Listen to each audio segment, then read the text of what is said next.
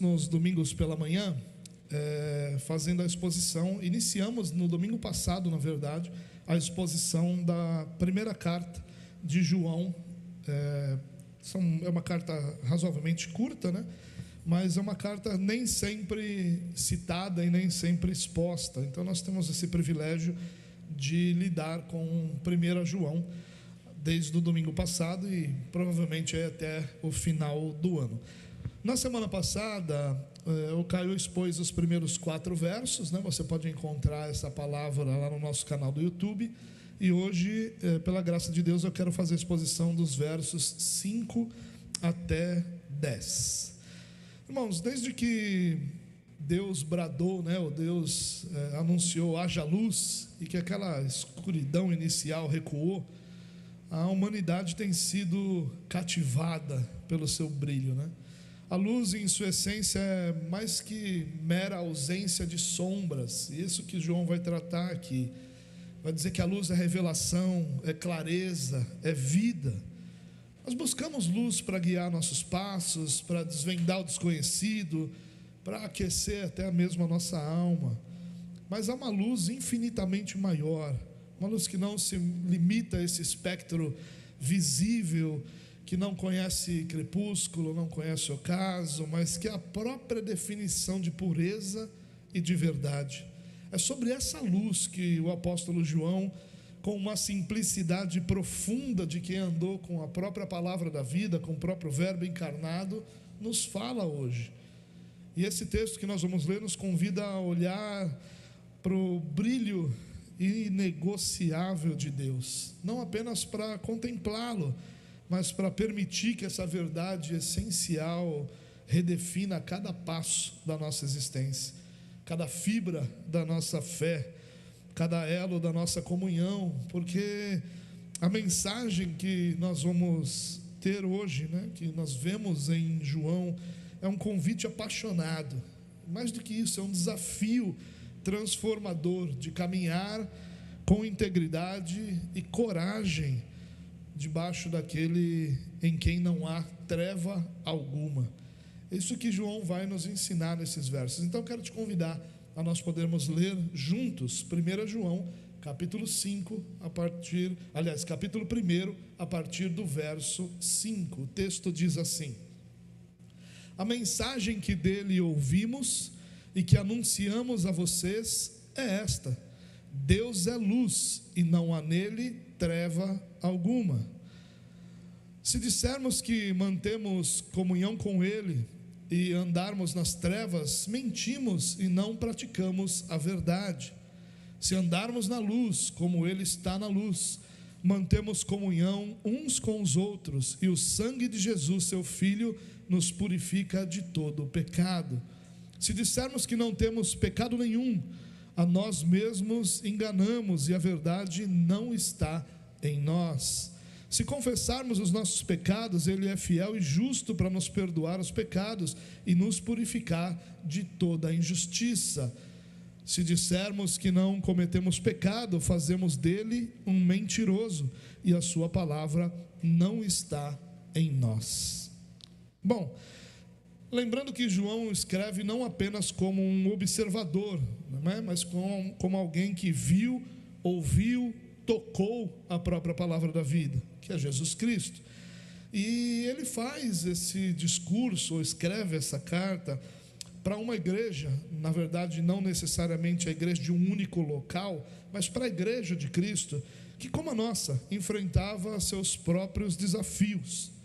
Naqueles dias, irmãos, ventos de doutrinas estranhas estavam soprando, vozes que tentavam diluir a verdade sobre quem Jesus era e sobre a gravidade do pecado. A gente precisa lembrar que nesse momento inicial aqui da igreja, eles tiveram que lidar muito com o gnosticismo, que aqui ele é apresentado talvez ainda numa forma inicial, mas como um docetismo, né? Como essa ideia de que a carne era absolutamente má, que não havia nada na carne, por isso Jesus não poderia ter encarnado, porque a carne era totalmente má, e que aquilo era apenas a aparência da encarnação.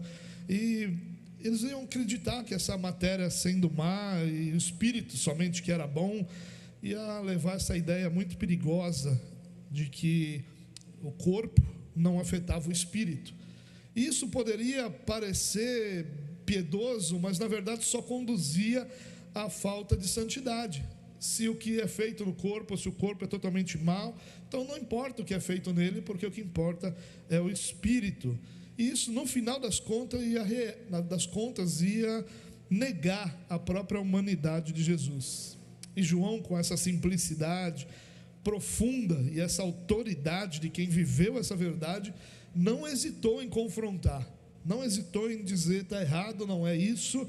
E ele vai escrever essa carta, essa joia, inspirada com um propósito claro, não só para combater as sombras da heresia, mas acima de tudo para assegurar aos crentes a certeza da salvação. Esse é um ponto muito importante que João trata, a autenticidade da nossa fé e também a alegria que o cristão deveria ter na sua comunhão com Deus e com os seus irmãos. Esse texto que nós lemos, irmãos, a gente pode dividir ele em basicamente 3 partes. A primeira delas fica ali no verso 5, que fala da fundação imutável. Olha o que o texto diz: a mensagem que dele ouvimos e que anunciamos a vocês é esta. E qual é a mensagem? Deus é luz e não há nele treva nenhuma. Essa é a declaração fundamental que João começa aqui. E luz, irmãos, ou seja, Deus ser luz, não é uma mera característica de Deus, mas é uma definição da sua própria essência. Luz aqui vai significar santidade absoluta, uma pureza inatingível, uma verdade sem sombra de engano, uma revelação plena. Isso é Deus ser luz. E ele diz que não há nele treva alguma, ou seja, a total e absoluta ausência de pecado, malícia, mentira, erro, imperfeição. Não há áreas cinzentas em Deus. Em nós há muitas delas, aquelas áreas em que a gente fica no meio do caminho entre o certo e o errado, entre o bom e o mal, e nós temos até muitas dúvidas, ou nossa própria postura gera muitas dúvidas. Não existe isso em Deus, ele é radicalmente puro. E é interessante que as 2 palavras usadas aqui para traduzir luz e para traduzir treva ou escuridão são usadas aqui no seu sentido mais absoluto, sem qualquer mistura. Então a ideia aqui é que há uma luz pura, plena, e há uma treva pura, plena, um sentido absoluto.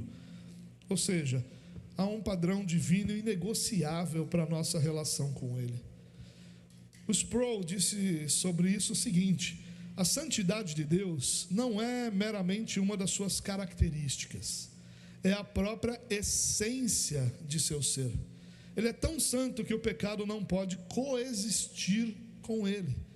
Essa é a ideia que Sproul vai nos dar e que traz consigo uma implicação teológica. Se Deus é assim, se Deus é plenamente santo, puramente santo, isso precisa ser traduzido num relacionamento com ele que leve isso em conta. Em qualquer relacionamento com ele precisa ser moldado por essa realidade, onde Deus é plenamente santo e o pecado não pode coexistir com ele.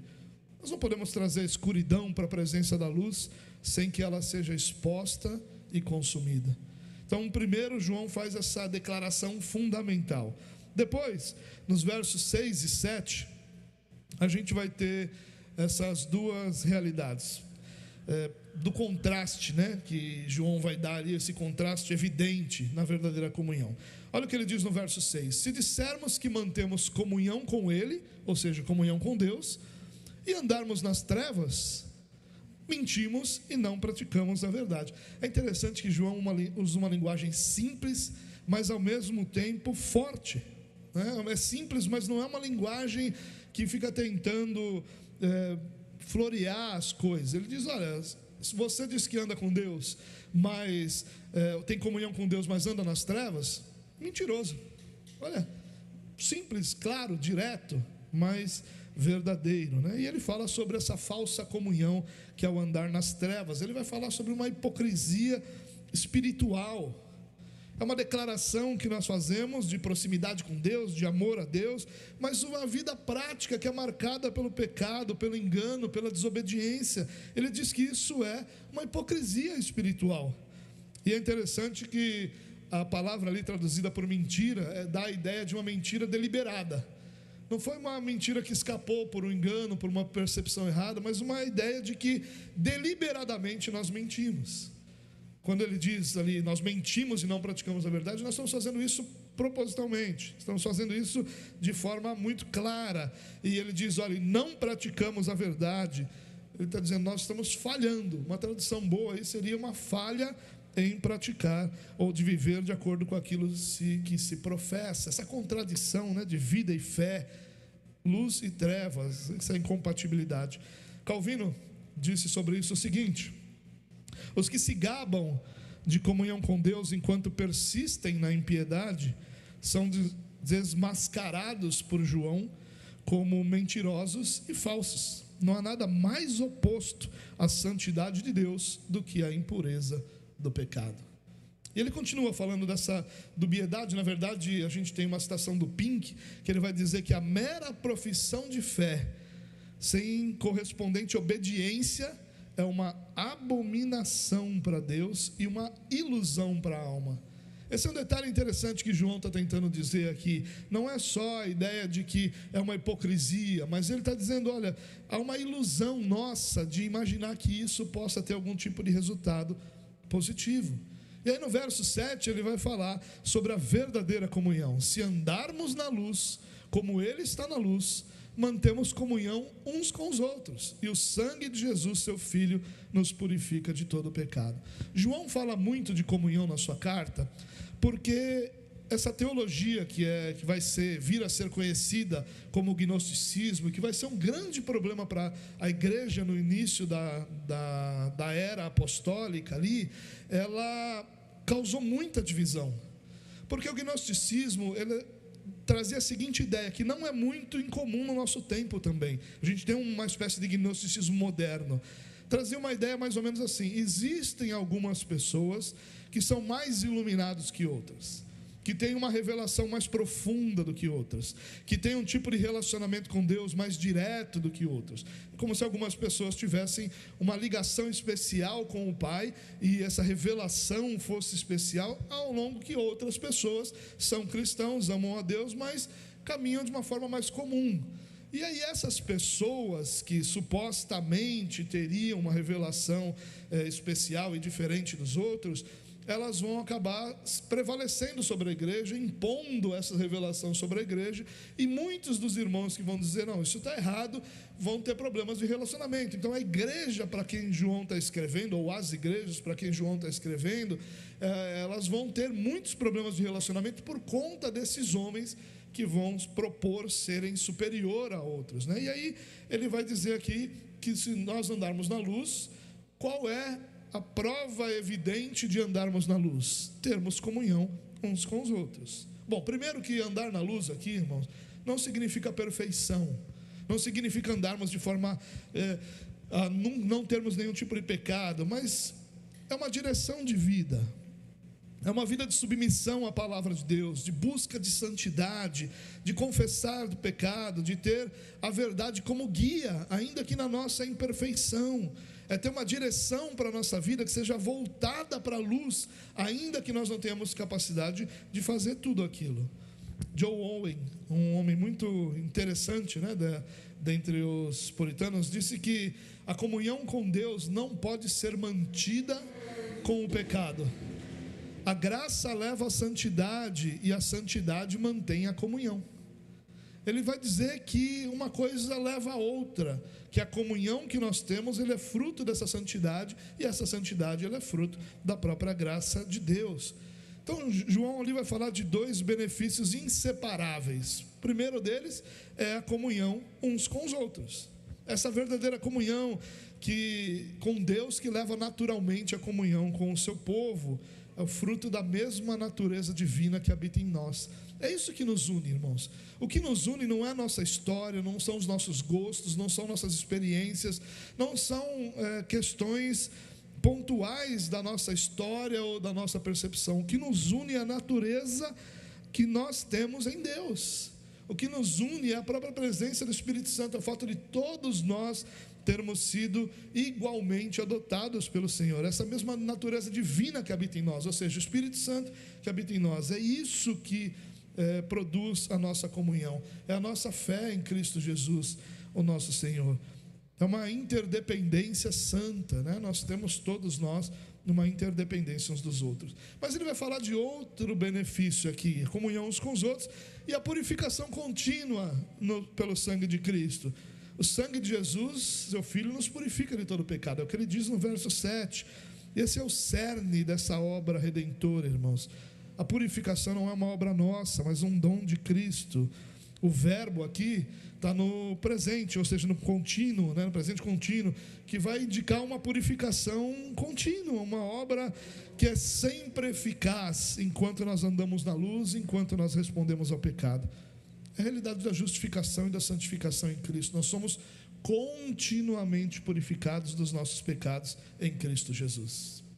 E aí, do verso 8 até o verso 10, João vai nos apresentar a terceira parte ali do seu discurso, falando de uma necessidade que é inadiável para todos nós. Olha o que ele diz: se dissermos que não temos pecado nenhum, a nós mesmos enganamos, e a verdade não está em nós. Um dos pontos centrais do que João está dizendo aqui, irmãos, é essa questão do auto-engano. Isso é uma ilusão perigosa que é apresentado aqui no verso 8, é um auto-engano, uma cegueira voluntária à realidade da nossa natureza caída, a ideia de que nós não percebemos nem compreendemos realmente o que é o pecado original, que é a depravação total. Essas questões que são tão fundamentais para a nossa fé, elas precisam ser ali compreendidas de uma forma mais clara. Aliás, eu tenho sempre dito isso, irmãos, nós quando focamos naquilo que é chamado de pontos do calvinismo, né, que é um péssimo de um nome, talvez doutrinas da graça seja muito melhor, né, muito mais propício ali o nome, mas quando nós focamos nesses pontos, normalmente a discussão está onde? Normalmente a discussão está nos 4 pontos e não no primeiro, nos 4 pontos subsequentes. Normalmente a discussão está em eleição, em predestinação, em por quem Jesus morreu e perda de salvação. Normalmente isso gera debate, confusão, gera uma série de luta, e dificilmente alguém foca no ponto que é essencial. Só que esses 5 pontos, irmãos, que são uma resposta lá dos cânones de Dort, né, lá do sínodo de Dort, a um documento que foi enviado para a igreja, é avaliado, e a resposta são as doutrinas da graça. Eles não são 5 pontos independentes, eles são 5 pontos consequentes. Um depende do outro, um não coexiste independente, ele precisa dos outros. Então, o ponto fundamental para essa compreensão é a depravação total. Eu preciso compreender a questão da depravação, porque quando eu compreendo quanto o pecado nos atingiu, quanto o pecado realmente nos afetou, quanto o pecado realmente fez a nossa vida limitada com relação à espiritualidade, é que eu vou ter os outros pontos como necessidade e não como escolha. Então o ponto fundamental é esse. E quando nós não compreendemos a depravação total, quando nós não compreendemos que todas as áreas da nossa vida foram afetadas pelo pecado, e que sem a graça de Deus é impossível que nós sequer olhemos para Deus, sequer pensemos em Deus, sequer desejemos a Deus, e que primeiro Ele precisa nos regenerar, para que depois dessa regeneração nós possamos nos voltar a Ele. Quando eu não compreendo isso, eu não compreendo realmente a força do pecado, e eu não compreendo essa necessidade de andar na luz. E por isso que ele vai dizer: se dissermos que não temos pecado nenhum, ou seja, se eu tenho a capacidade de não compreender que todas as áreas da minha vida foram afetadas pelo pecado, a ponto de dizer que eu não tenho pecado, que eu caminho bem, e na verdade quem diz que a salvação se perde, é isso que ela diz em última análise. Porque pense comigo, faça um exercício comigo. Você diz assim: a salvação se perde. E por que você a tem agora? Porque o que faz uma salvação ser perdida? O pecado. E por que você teria essa salvação agora? Porque você não tem pecado. E João diz o que sobre quem diz que não tem pecado? Quem não tem pecado, a nós mesmos nos enganamos. Esse auto-engano, essa cegueira é um problema muito sério. J.I. Packer vai dizer o seguinte, que o auto-engano é o maior inimigo da confissão. Quando nos enganamos sobre o nosso pecado, nós bloqueamos o caminho para a verdade e para o perdão. É forte, né, o que ele diz, mas é interessante, é muito interessante isso. E aí João vai dizer, olha, o que nós devemos fazer então? Não é nos auto-enganar, mas ele diz, se confessarmos os nossos pecados, Ele é fiel e justo para nos perdoar os pecados e nos purificar de toda injustiça. Esse confessar aqui vai significar concordar com Deus, dizer a mesma coisa que Deus diz sobre o nosso pecado, admitir, reconhecer, não justificar. E ali ele vai dizer que a fidelidade de Deus se manifesta em cumprir as promessas de perdão, que a confissão não é um ato de humilhação, mas é um ato de concordância que nos conduz a experimentar esse perdão do Senhor. Sua justiça, irmãos, não significa punição, mas já que Cristo, e nisso nós confiamos, pagou o preço pelo pecado, Deus nos perdoa aqueles que vêm a Ele através de Cristo. A justiça de Deus, ela já foi satisfeita em Cristo Jesus. Deus não está em busca de satisfazer sua justiça, porque sua justiça já foi satisfeita. Por isso que Ele é justo em perdoar, porque a justiça dele já foi satisfeita.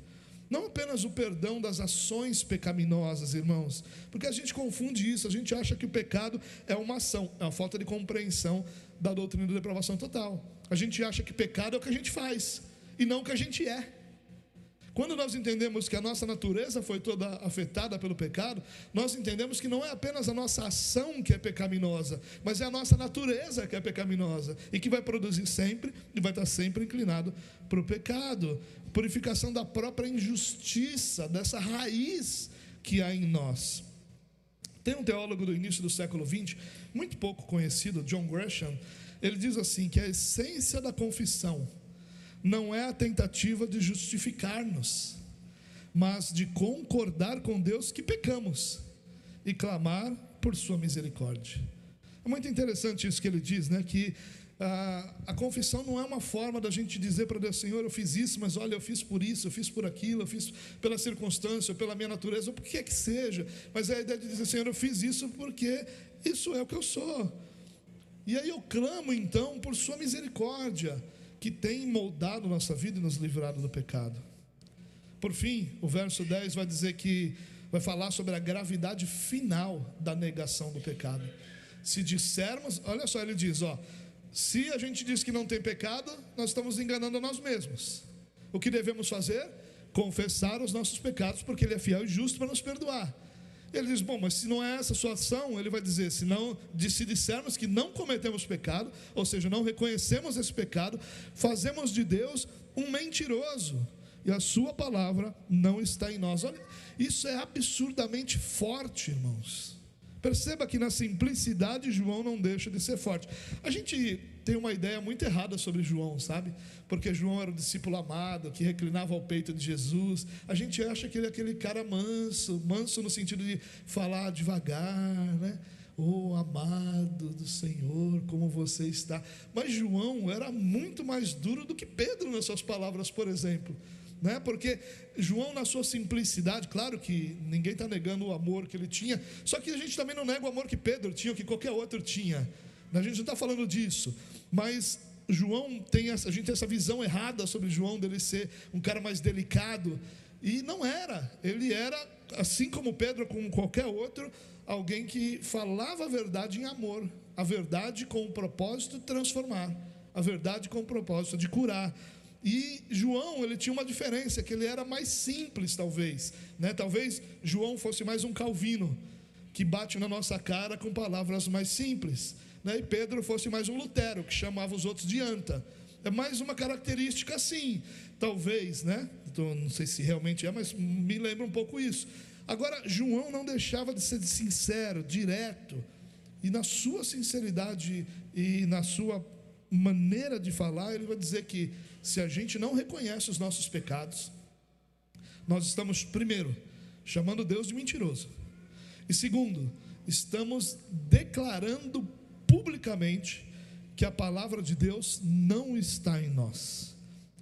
Isso aqui, irmãos, é mais grave que o auto-engano, porque já não é apenas um auto-engano desinformado, já é reflexo de um coração endurecido, e é por conta disso acusação direta contra Deus e contra a sua palavra. A gente está negando a necessidade do evangelho, da cruz, do próprio Deus que o revelou quando nós dizemos que não temos pecado. A palavra de Deus nos convence do pecado, e negar o pecado é rejeitar esse convencimento, rejeitar essa ação do Espírito Santo. Quando nós negamos o que Deus revelou, nós não estamos simplesmente negando uma proposição, nós estamos impugnando o próprio caráter de Deus, pois Deus é verdade e sua palavra é verdadeira. Mas eu quero terminar essa nossa mensagem com algumas aplicações bem rapidamente. Eu separei 4, né? Não consegui fazer com 3, mas não consegui fazer com 5. A gente sempre faz 3, 5, né? Mas hoje serão 4 aí. Talvez faltou alguma ou excedeu alguma, mas vamos lá. Eu quero trazer essas aplicações para que a gente possa pensar um pouquinho nelas e talvez pensar nesse texto como algo a ser aplicado em nossa vida. Primeiro, examine-se diariamente à luz da santidade de Deus. Não viva na ilusão, irmão. Olhe para a palavra de Deus como um espelho que revela não apenas quem Deus é, mas quem nós somos também, quem nós somos em sua presença. Nós precisamos permitir que a luz da sua santidade exponha as áreas de trevas em nossa vida, não para condenar, mas para redimir, para restauração, para cura. É interessante que Jonathan Edwards dizia que é dever de todo cristão examinar sua própria alma e observar o que se passa dentro dela. Nós precisamos disso, desse autoexame, não do autoengano, mas do autoexame que perceba o pecado e que nos conduza a essa redenção que há em Cristo Jesus. A segunda aplicação que eu quero compartilhar com você nessa manhã é essa: confesse seus pecados sinceramente e sem hesitação. Nós precisamos abandonar qualquer tentativa de autojustificação, de disfarce, de negação. Nós vamos ficando bons nisso, né? Nós vamos ficando bons em demonstrar que está tudo bem quando não está. E a gente precisa abandonar isso, reconhecer nossas falhas diante de Deus, clamar por misericórdia. Aqui o João não está dizendo sobre confessar uns aos outros. É claro que outros textos bíblicos vão falar disso, mas João está primariamente falando de um reconhecimento diante do próprio Deus dos nossos pecados. Claro que quando ele disse, nós dissemos que não temos pecado, a gente também faz isso diante dos irmãos. Então é claro que também há uma questão de confissão ali, mas primariamente João está dizendo sobre nós reconhecermos nossas falhas diante de Deus e clamar pela misericórdia de Deus. Sempre lembrando, irmãos, que o perdão e a purificação estão prontamente disponíveis para aqueles que buscam e que confessam seus pecados pela fidelidade e pela justiça de Deus.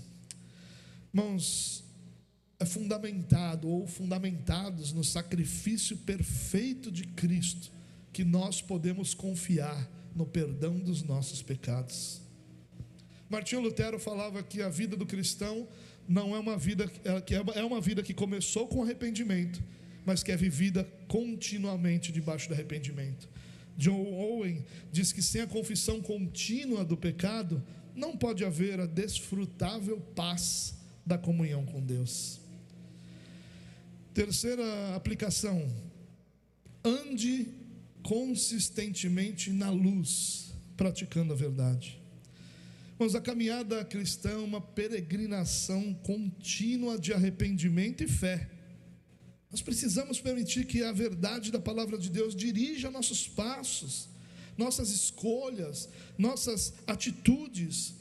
Viver na luz não é um evento, irmãos, é um processo, é uma direção constante de submissão à vontade de Deus.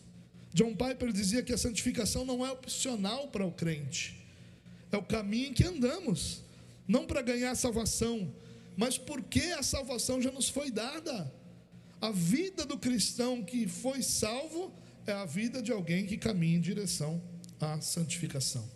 Em último lugar, valorize e cultive a comunhão genuína com Deus, mas João aqui também está enfatizando essa comunhão contínua com outros crentes. O que ele está dizendo é que a verdadeira comunhão com Deus se manifesta também em relacionamentos autênticos e transparentes com os irmãos. Nós precisamos buscar a vida em comunidade, irmãos, onde a confissão e o apoio mútuo são possíveis, e onde o sangue de Cristo nos une e nos purifica coletivamente. Bonhoeffer, apesar de todas as seus questionamentos sobre a sua teologia, diz que a comunidade cristã é a mais profunda de todas as realidades humanas e celestiais. A comunidade cristã, ela é bela, ela é valiosa, porque ela é um instrumento de Deus para a nossa unidade e para a nossa purificação, em Cristo Jesus, o nosso Senhor. Mas nós temos dificuldade, às vezes, de ter uma comunhão que seja mais do que rasa, porque nós temos dificuldade de apoiar, nós temos dificuldade de ouvir a confissão de um pecado, nós temos dificuldade de ouvir as lutas dos irmãos, porque nós somos doutrinados que o cristão precisa estar sempre bem, que no cristão é só vitória, que para o cristão não há tempo ruim, e não é isso, irmãos. Nós olhamos para as páginas das Escrituras e nós vemos que o que mais é relatado na vida dos cristãos não são as grandes vitórias espirituais de fé, mas são as grandes batalhas e lutas contra o pecado que esses homens e mulheres enfrentaram, e nós precisamos uns dos outros para isso. Mas eu quero terminar essa mensagem lembrando você que esse brilho inextinguível de Deus, essa luz da palavra de Deus, que é o próprio Cristo Jesus, em quem não há treva alguma, foi colocado diante de nós para que nosso caminho fosse iluminado, para que nosso coração fosse purificado, e para que nós fôssemos capacitados a uma vida que verdadeiramente reflete a comunhão com Deus e com os nossos irmãos. Essa é a nossa oração, esse é o nosso desejo, isso é aquilo que nós buscamos, caminhar com o Senhor em santidade, para que o Senhor seja glorificado na vida de cada um de nós. Vamos orar? Pai, muito obrigado pelo teu amor, bondade e misericórdia. Muito obrigado porque o Senhor, o nosso Deus, tem nos sustentado até aqui, e no sangue de Cristo nós temos sido purificados.